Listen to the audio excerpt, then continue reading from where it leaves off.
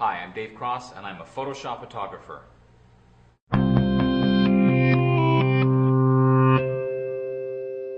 term Photoshop photography is something that I coined a few years ago at Photoshop World when I was having a discussion with some photographers, and we were discussing the whole get it right in the camera versus use Photoshop idea.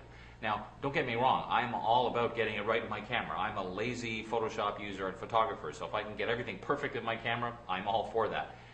But the discussion kind of went this way. They were talking about get it right in the camera versus use Photoshop if you need to. And I sort of put my hand up and I said, well, I think you're missing a third option, and that is taking advantage of Photoshop to do things you couldn't do with camera alone. So that's when I kind of off the top of my head said, well, I guess I'm a Photoshop photographer because I take photos with the express purpose of doing something with them in Photoshop.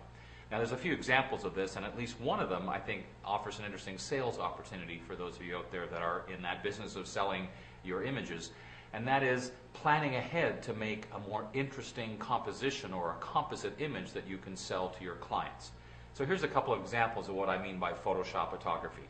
As you know, Photoshop is very good at things like overlaying textures and replacing skies and adding new backgrounds. So part of the idea of Photoshop photography to me is grabbing images while you can. So if you're out doing a shoot and you see a really cool looking texture or a wonderfully colorful background, grab it while you can, because those are the kind of things you can use later on. Same idea with skies. You might be shooting on a day where the sky is just dull and gray, but some other time you see a beautiful sky with wonderful puffy clouds. Well, grab it while you can. I know personally I have a whole folder full of textures and a whole folder full of skies just in case. Some of them I might have captured years ago, but I still want them there in case I need them in the future. Now the other part of Photoshop photography, and some of you are probably already doing this, I'm sure, and that is, for example, as a wedding photographer, grabbing elements such as like the detail of the bride's dress or the rings or the bouquet that you can then use as a layout, so for album pages, for example.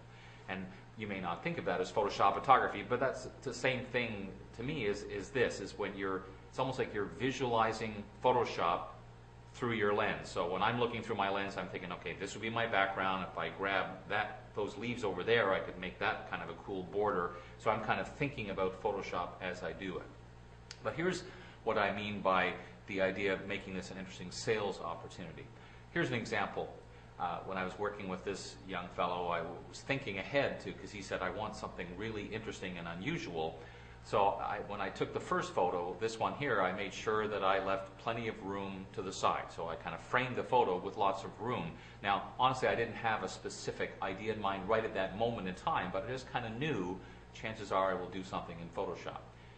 So then I took some other photos a few minutes later in kind of a profile view, thinking, oh, this might match up nicely. So again, I was kind of visualizing those Photoshop layers and putting those two pieces together.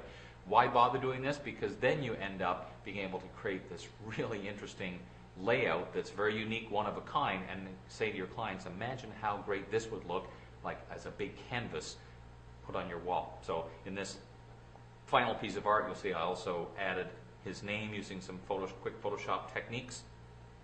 But I think you'll agree it looks pretty nice hanging up on the wall. So that's kind of my idea about Photoshop photography. As I said, some of you may be doing some of this, but I think you can really take it a step further if you embrace Photoshop, not just look at it as I'll go in and run a quick action or overlay a texture, but what else can I do that will create a one-of-a-kind piece of artwork that would look great as a huge canvas on someone's wall.